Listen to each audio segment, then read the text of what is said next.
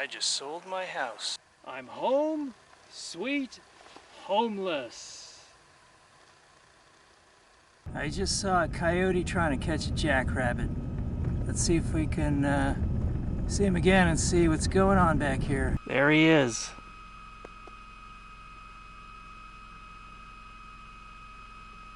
I guess he didn't get that jackrabbit. He's still looking for him though.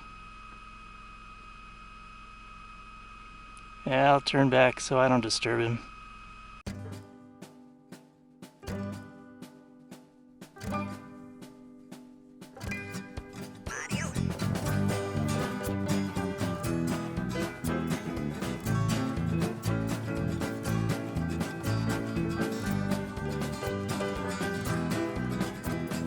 We're heading into the historic little mining town of Austin, Nevada. I need to get some water. Cute little place.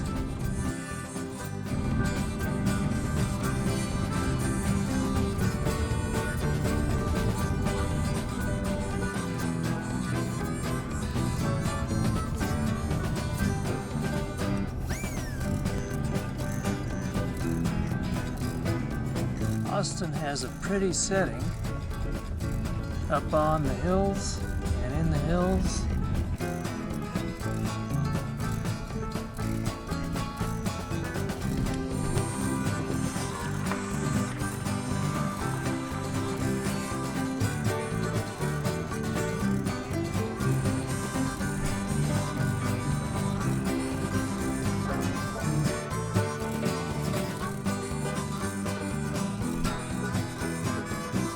If we were heading east, we'd be taking this road. I think they advertise this as the loneliest highway in America, or the loneliest road, or something like that. It probably used to be. I was on it way back when. But since they started advertising it as such, I don't think it is anymore. No, we'll be heading south on the Nevada 376. And this is what the 376 looks like. Roadside scenery, Nevada style.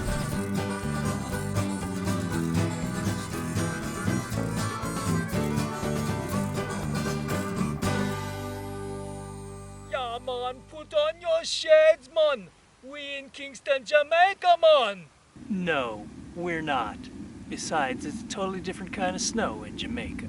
Ambulance up ahead in Carver's, of all places, this little tiny burg in kind of nowhere land here in the Smoky Valley of Nevada. Yeah, not much out here. What used to be a restaurant, I guess. Well, saloon. Right there.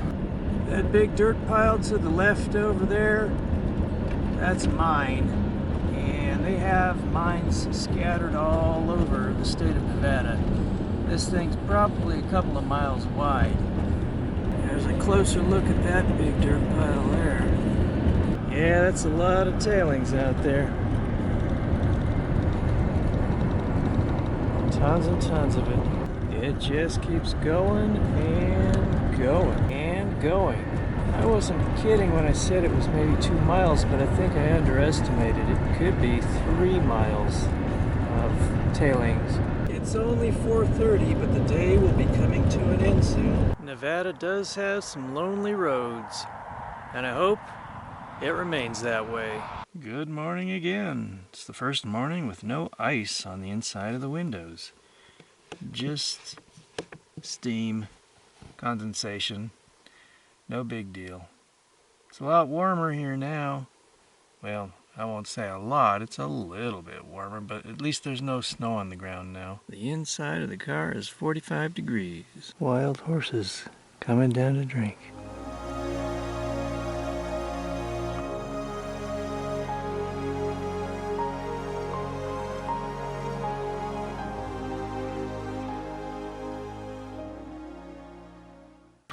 Another day, another hot spring.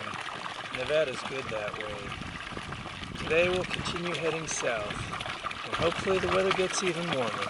It may not look like paradise to you, But to some people, this is paradise. Wide open spaces and a hot spring.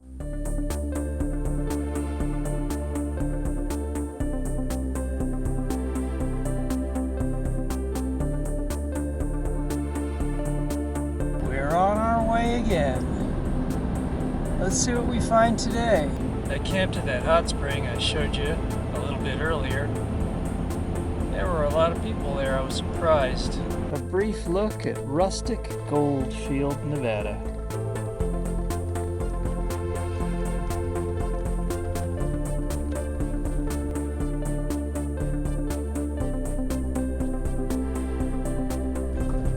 The old Goldfield Hotel.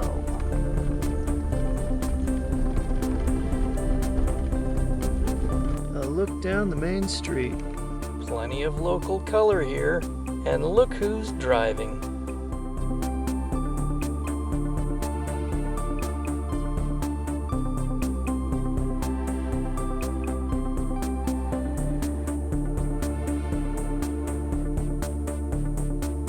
Say goodbye to Goldfield, and we're back on the road.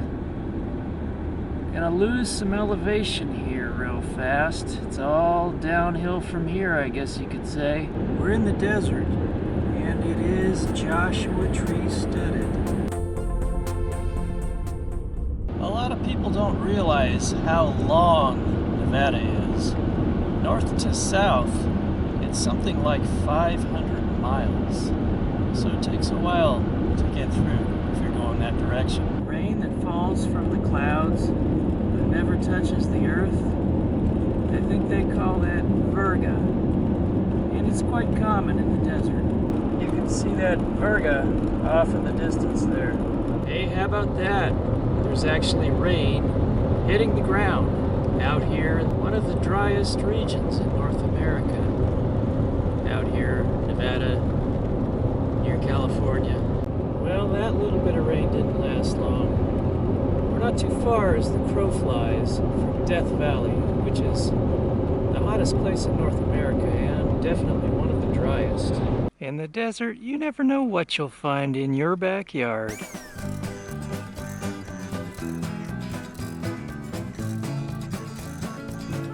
These guys are in Beatty, Nevada. One of the fun things about being on the road is it's just full of surprises. Always be careful for pedestrians crossing the street. Especially the ones like him who just like to stand in the middle of the road. And what about this guy? He can't seem to make up his mind where he wants to go. Get out of the street, you jackass.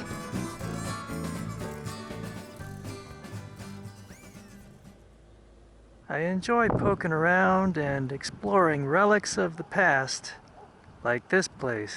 So if you're wondering what an active brothel looks like in Nevada, this is one right here. You got the nice pink paint and little blinking sign. Girls, girls, girls. That was actually a Motley Crue song back in the day. The bar is open. Looks like COVID has taken a bite out of their business.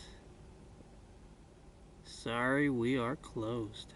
I always like the end of the day and sunset in the desert. I think it's the most beautiful time. Look at the colors on those hills. Good morning from the southern Nevada desert. I'm about 100 or so miles north of Las Vegas. It was a nice evening last night, although a bit chilly. There's a brutally frigid wind blowing this morning.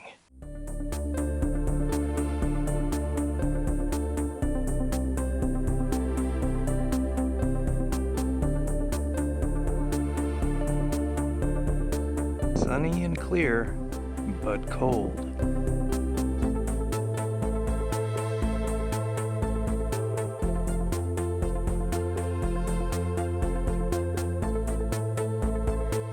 This is where I parked it for the night last night.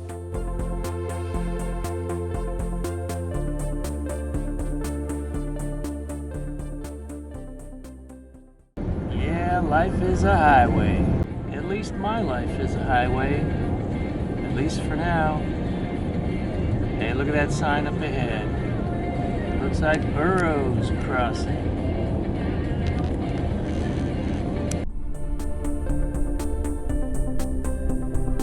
That's a pretty cute sign. And so is that one. They've got one for each direction. So don't be a dumbass. Slow down for the Burroughs.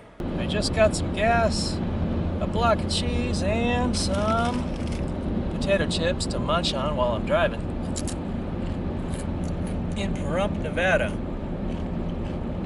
And now we just crossed into California. Right now it doesn't look much different than Nevada. It's all desert, but I like the desert. Does anybody else like the desert? As we drop down in elevation, the temperatures are rising up. Welcome to Shoshone, California. Just a little spot in the road, but we'll fill up our water jug here. It's got a cool little museum right over there, a little visitor center, and there's the Crowbar, place you can get some food. And our water is just right behind this big truck. Right in there. If you're traveling through the California desert, you want to make sure you don't run out of gas near Shoshone. This place will gouge you. It has some of the highest prices for gas. While Shoshone has some of the highest prices in the western U.S., just down the road about 30 miles in Pahrump, they have some of the cheapest prices in the West. Shoshone's in California, Pahrump's in Nevada. Could have a little something to do with it. California has super high gas prices. We're really out here. Yeah, I love it. Okay, it's time to take a little break. I got a nice little surprise for you, although it's not the best day for it because it's really windy, but we'll have a quick look. Well, it probably won't come as a surprise to you that I found what? Yup, another hot spring.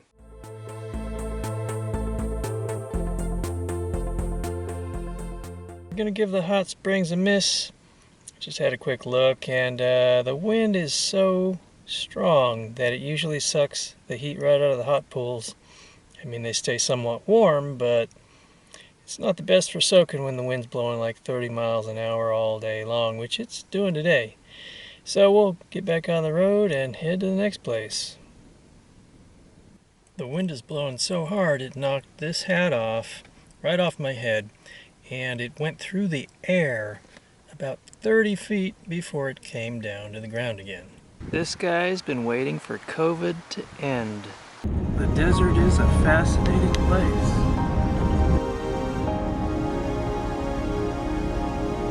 COVID really has thinned out the people that might ordinarily be out here. You know, people at the cafes, the campgrounds, out on the road. And it's really got this feeling of kind of a lonely desert, you know, kind of the way the desert is supposed to be. Maybe, you know, like traveling through the desert in like the 1940s or 30s or something. It's actually kind of cool. Many people have the misconception that the desert is nothing but sand dunes, and while there are sand dunes interspersed in various locations throughout the desert is mostly rock.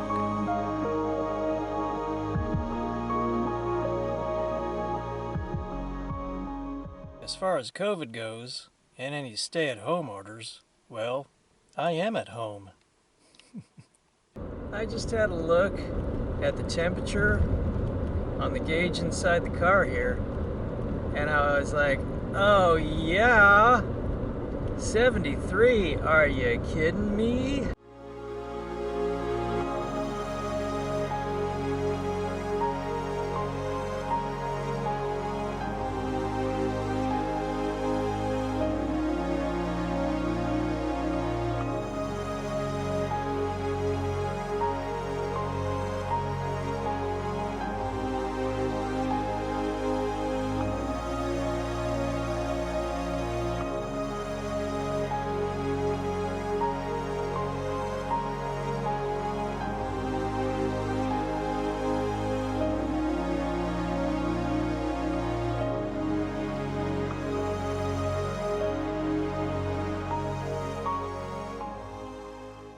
Do you like my wind-sculpted hairdo? This is what's billed as the world's largest thermometer here in Baker, California. That's its only claim to fame in this town. It's basically just a strip town for the traveler. Tourists don't come here. Just people passing through needing to get some food or gas. Overpriced gas, I might add. Getting on the interstate now. Interstates are not my favorite way to go.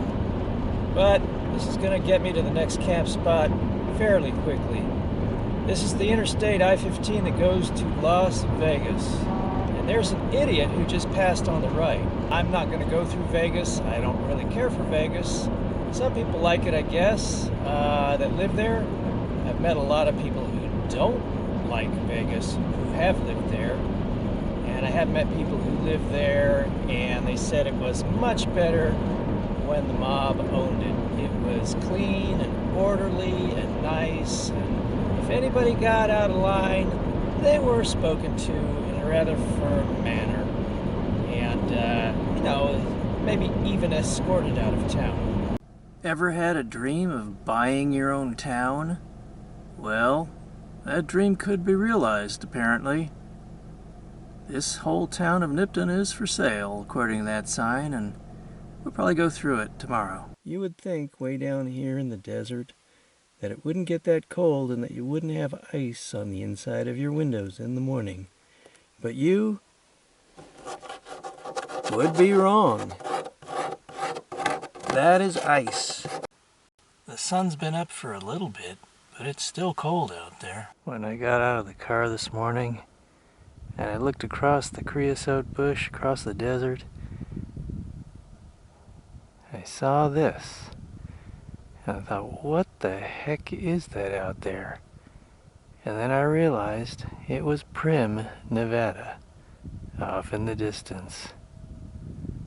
Seemed pretty strange just seeing this thing stuck in the middle of nowhere, trying to be like a miniature Las Vegas.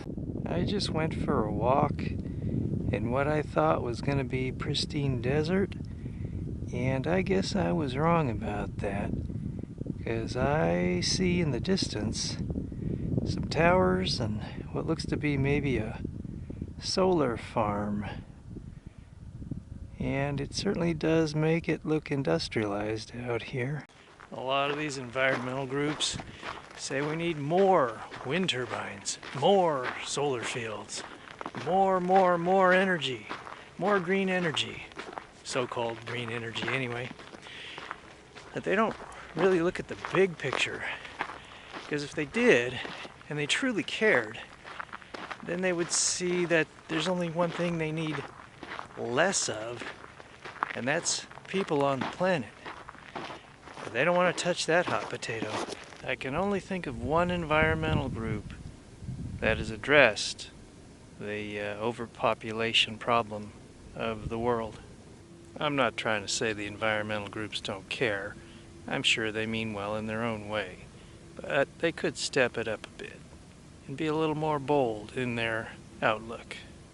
I can say that I did my part. I never had any children. Instead of subsidies for mega corporations building these wind turbine farms and solar farms, we could be subsidizing individuals. That would be a much better way to go about clean energy, is personal wind and solar on rooftops of people's homes and businesses, and possibly little wind turbines, mini little windmills in somebody's backyard. Enough said on that subject. Let's get back in the car, head on down the road to the little town of Nipton, the one we saw on the sign last night that said the entire town's for sale. So let's go check that thing out and see what that's all about. Looks like we're coming into Nipton. It says historic town ahead.